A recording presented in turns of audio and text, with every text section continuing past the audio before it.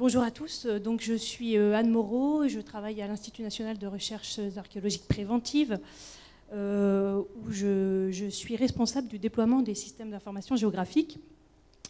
Et ma communication va illustrer, je pense, la communication précédente sur de nombreux points, dans le cadre de l'archéologie, pour les données archéologiques. Alors l'INRAP est un institut national qui a une couverture nationale et qui est sous la double tutelle du ministère de l'Enseignement supérieur et de la Recherche et de la Culture et de la Communication. Et nous avons environ 50 centres archéologiques répartis dans 8 directions interrégionales. Et les 1800 et quelques archéologues de l'Institut réalisent en moyenne 2000 opérations par an de diagnostic et de fouilles. Alors si je dis ça, ce n'est pas tant pour présenter l'Institut que peut-être vous connaissez déjà, que pour insister sur la quantité, le volume important de données que nous produisons de manière continue depuis un certain nombre d'années, et notamment de données spatiales.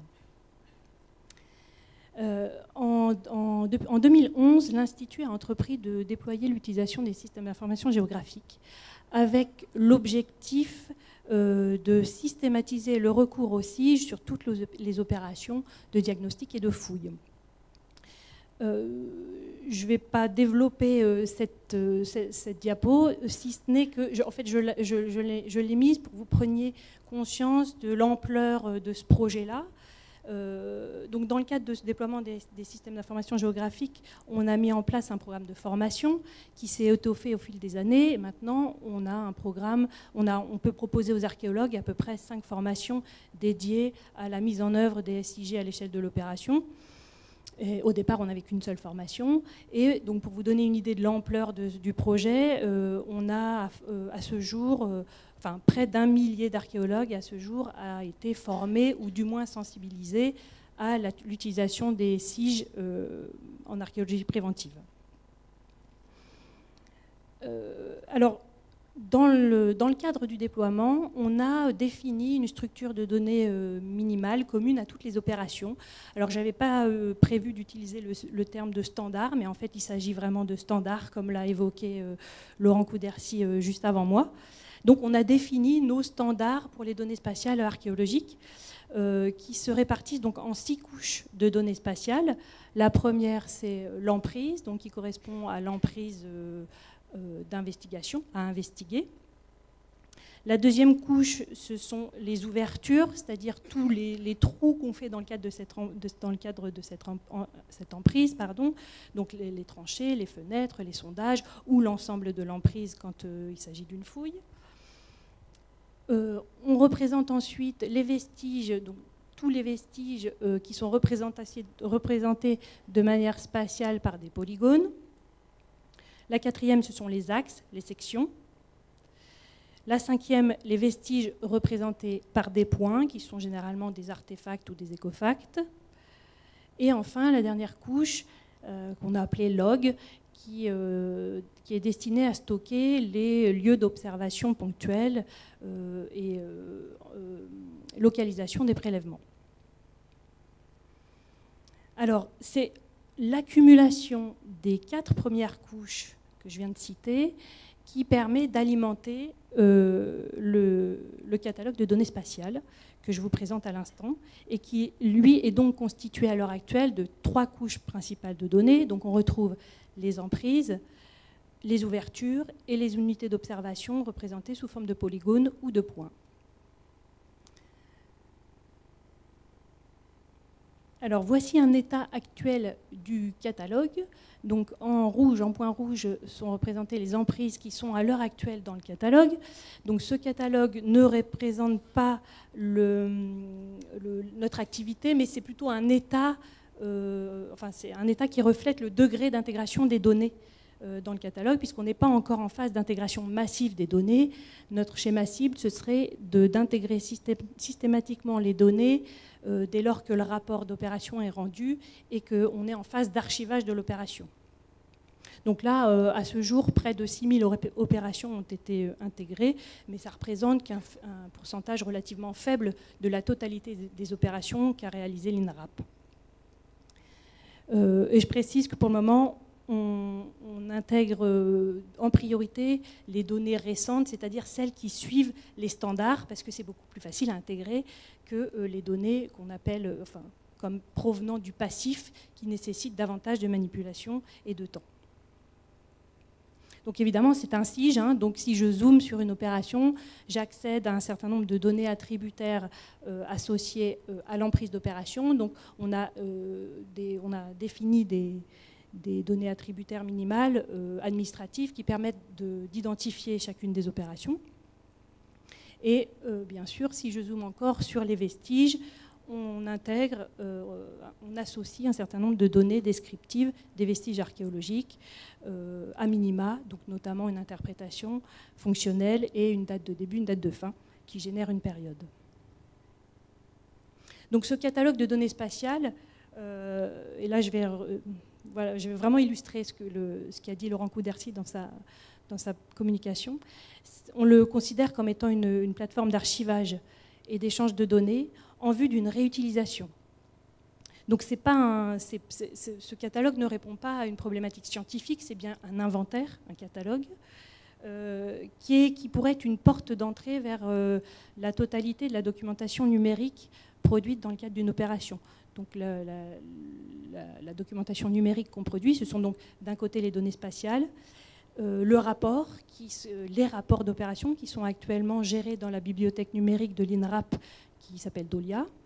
Et le troisième aspect, ce sont les archives de fouilles qui seront bientôt stockées sur un espace central dédié au siège de l'Institut. Donc l'objectif, c'est bien de faciliter l'accès aux données en vue d'une réutilisation en donnant accès aux données spatiales certifiées neutres et interopérables.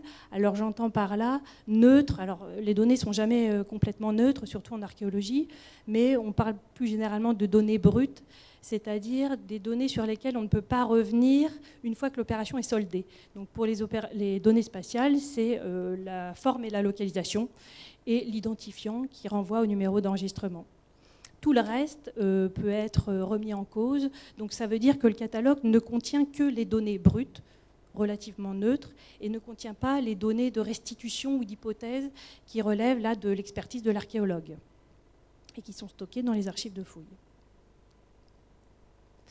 Et comme je le disais, comme je l'ai dit au début de cette diapo, l'objectif, c'est évidemment de faciliter la réutilisation des données. Donc pour la communauté archéologique, évidemment, au premier chef, et on a commencé à l'expérimenter au sein de l'INRAP, pour la préparation des opérations futures et aussi pour les projets de recherche qui sont réalisés par les agents de l'Institut. Mais on peut aussi imaginer des réutilisations dans d'autres sphères, dans des domaines connexes ou voisins de l'archéologie, comme l'aménagement du territoire, le tourisme, l'éducation, l'environnement, etc. Donc ça, ce sont des perspectives, mais je pense qu'il y en a énormément. Alors, quand j'ai cité les 6 couches, là, les fameuses 6 couches de données spatiales dont une partie alimente le catalogue de données, j'ai cité la couche de log, sur laquelle je ne me suis pas vraiment arrêtée. En fait, cette couche est destinée, donc, comme je l'ai dit tout à l'heure, à stocker les données d'observation, les lieux d'observation ponctuels, notamment des géomorphologues de l'INRAP. Et à l'heure actuelle, le catalogue ne contient que des données archéologiques et cette couche de log n'est pas exploitée. Et c'est ce qui me permet un peu de revenir au cœur de ce colloque sur le quaternaire et qui réunit un certain nombre de spécialistes des sciences de la Terre. À l'INRAP, à l'heure actuelle, environ 35 à 40 personnes, alors géomorphologues, géoarchéologues ou géotrucs comme ils s'appellent entre eux, je crois, interviennent de manière plus ou moins systématique sur les opérations avec des méthodes propres aux spécialistes des sciences de la Terre. Et des problématiques tournées vers l'archéologie, évidemment. Et ces spécialistes produisent un volume de données et de connaissances colossal qui est valorisé au gré des publications et des projets de recherche, mais qui, à ma connaissance, n'est pas valorisé de manière globale. Et je vais finir avec la dernière slide qui posera des questions peut-être un peu naïves, mais là, j'ai représenté sur cette diapo des exemples d'exploitation de diagnostic, de données de diagnostic codées en présence-absence pour identifier, localiser la présence de paléochenaux, pour illustrer ce que je viens de dire.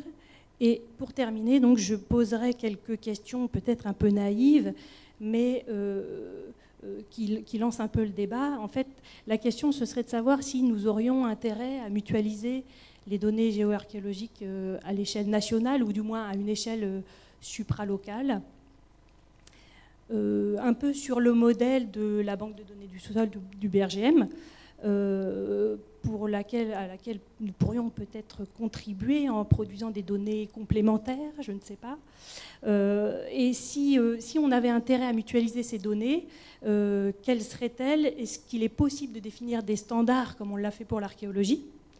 Donc est-ce qu'il y a des données minimales communes qu'on peut modéliser, représenter spatialement? Et si oui, dans quelle perspective, pour quel type d'application? Voilà, je vous remercie.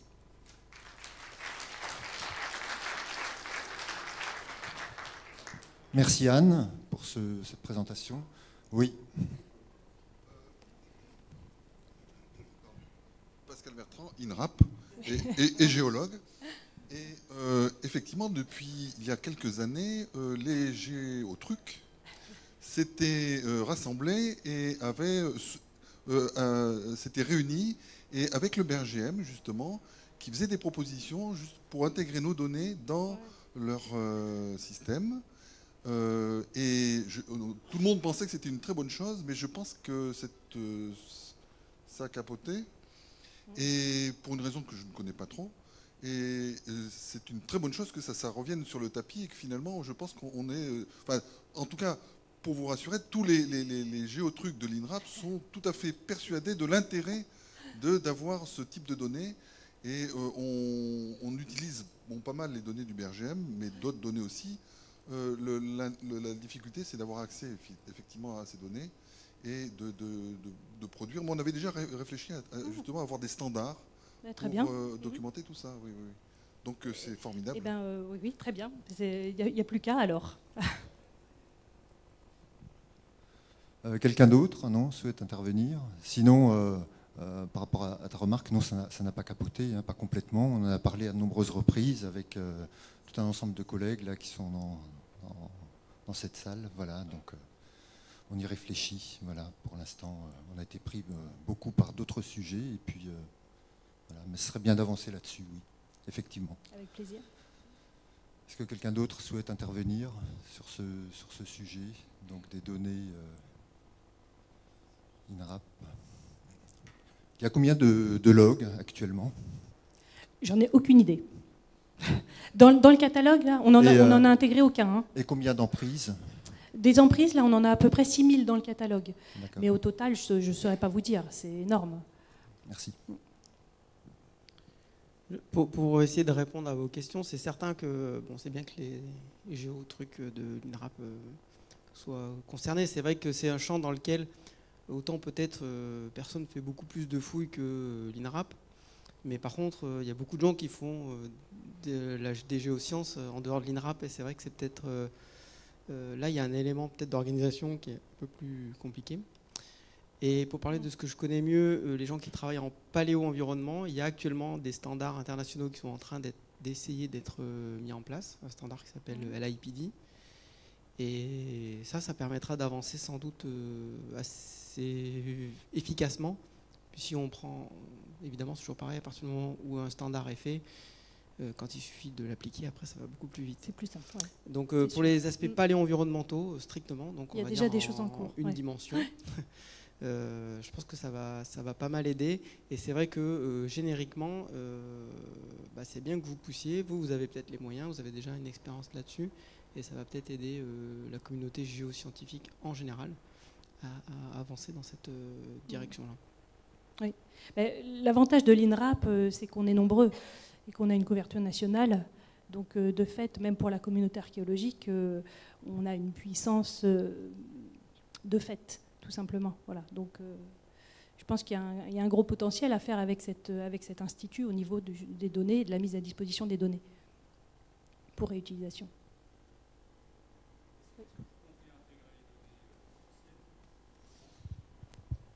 Alors, ce serait bien. Après, c'est un travail absolument énorme. Comme je l'ai évoqué tout à l'heure, les données anciennes nécessitent davantage de manipulation technique, de récupération, de géoréférencement, de choses comme ça. Donc c'est très long. Et à l'heure actuelle, l'Institut n'a pas du tout l'intention de mettre du temps dans la récupération du passif. Alors on s'y attaque. Là, pour le moment, on n'est pas, je l'ai dit tout à l'heure, on n'est pas en phase de déploiement massif encore. Finalement, l'intégration a été réalisée un peu sur la base du volontariat avec les collègues qui se proposaient. Et ils intègrent un peu le passif au fur et à mesure, au gré des projets de recherche qui nécessitent de ressortir de vieux dossiers. Voilà. Et c'est colossal comme travail. Alors bon, on se connaît, hein, je suis archéologue aussi. On a exactement la même démarche à la ville d'Orléans. Mais quid de tout ce qui concerne le ministère de la Culture avec les SRA, où on a des données aussi qui vont être finalement redondantes les unes avec les autres. C'est un problème qu'on a tous, hein, et qu'on va avoir à faire en fait avec des bases de données redondantes les unes avec les autres et à la fois différentes. Y a-t-il des gens du SRA dans la salle? Oui. Alors,